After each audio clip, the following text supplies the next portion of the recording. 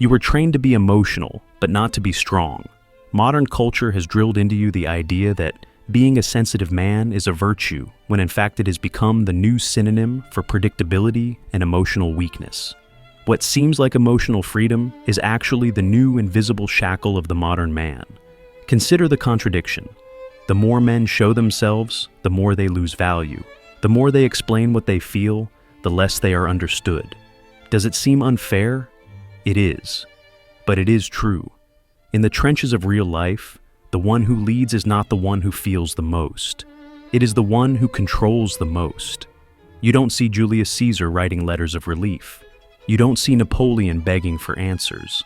And even the great seducers like Casanova or Don Juan never handed their inner world over on a silver platter, because they knew that mystery is the oxygen of desire, and silence is the language of power.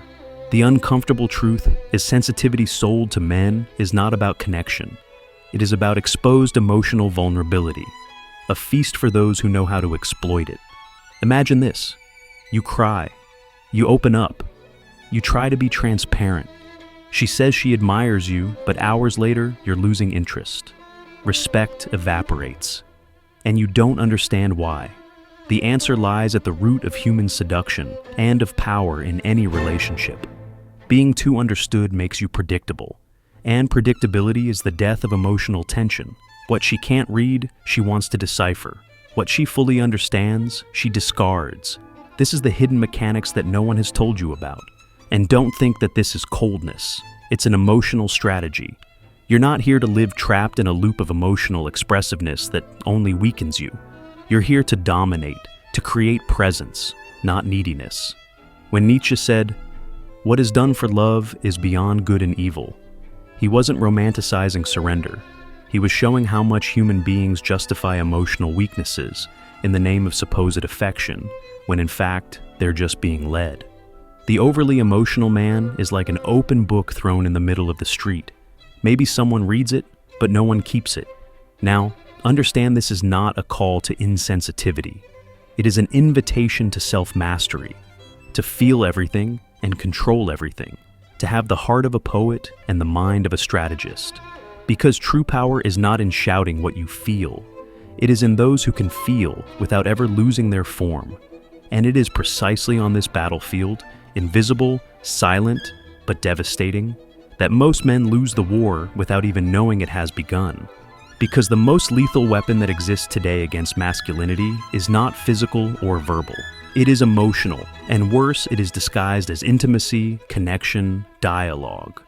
The war is fought from within, and it begins in what we call the reaction cycle. This cycle is treacherous because it disguises itself as sincerity. It works like this. You feel something. Fear, insecurity, rejection. You react impulsively. You send a message, demand attention, seek a response. Your reaction reveals dependence, anxiety, need. The other side notices this, and now the one in control is no longer you.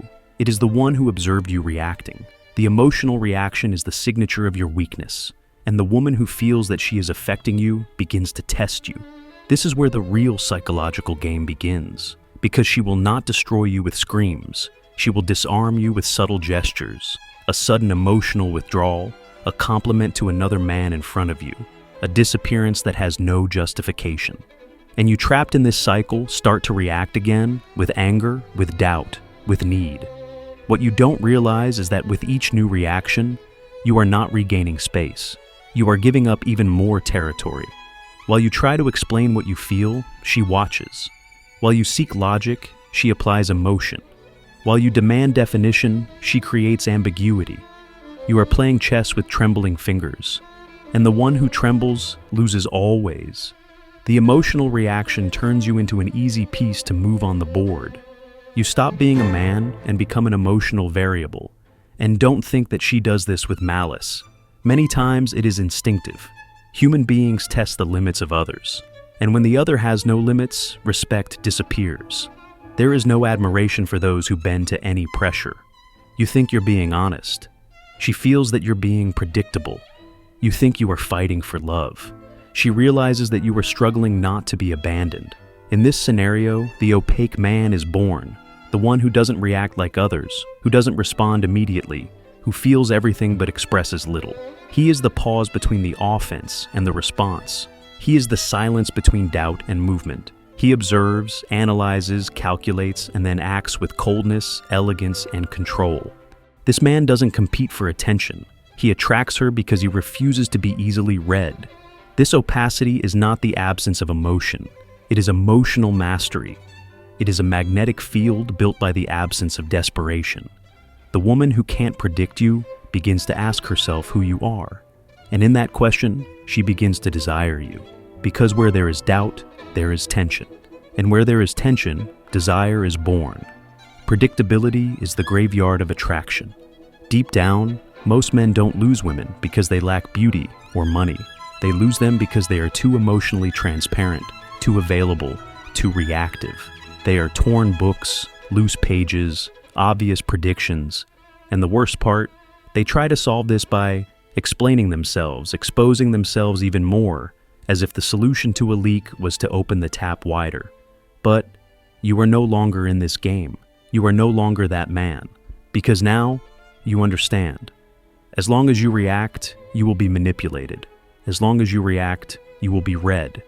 As long as you react, you will be serving the emotional script of someone who only needs one thing for you to continue being weak enough to try to justify yourself. But your new version no longer plays that game.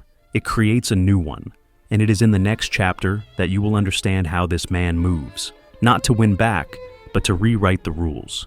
You don't need to win anyone back, because true power is not in chasing after them. It's in knowing how to disappear, but not just any disappearance, not the dramatic kind, not the kind that cries in silence, waiting to be noticed. I'm talking about a calculated disappearance, cold, strategic, almost surgical.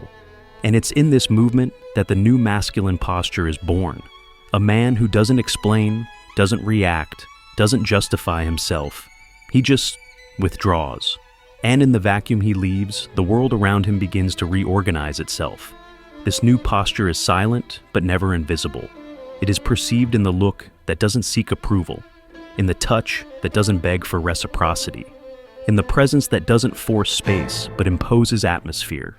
The man who embodies it doesn't need the last word, because he's already won in the first act.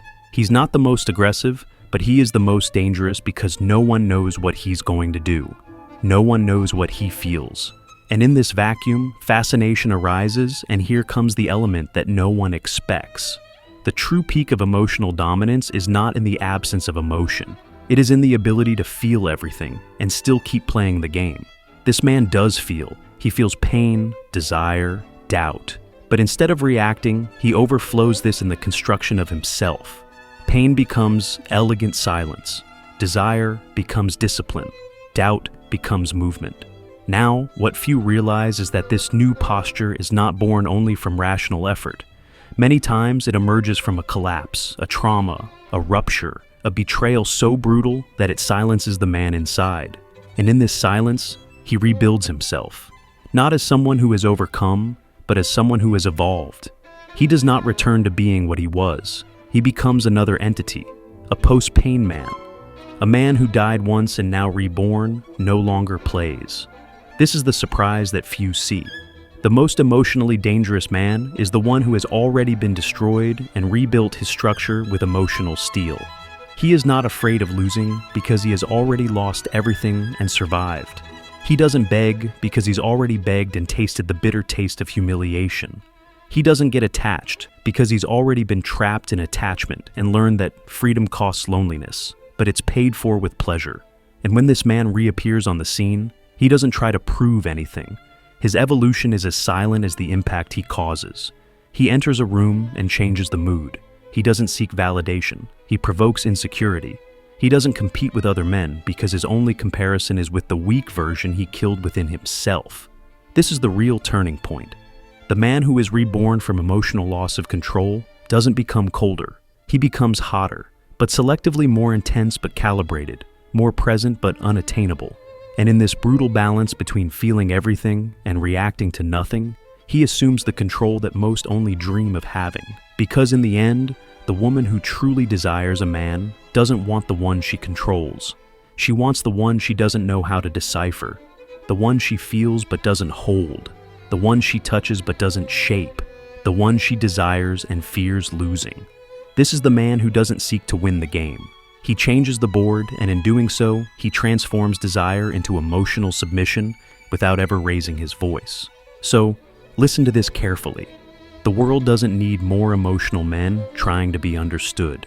It needs men who have mastered their own inner storm and learned to navigate the chaos with silence and fortitude. Mastering your emotions isn't about suppressing what you feel. It's about channeling what you feel into decisions that no one can predict, but everyone respects. Because in the end, true power isn't in being loved, it's in being remembered, and the man who masters himself is impossible to forget.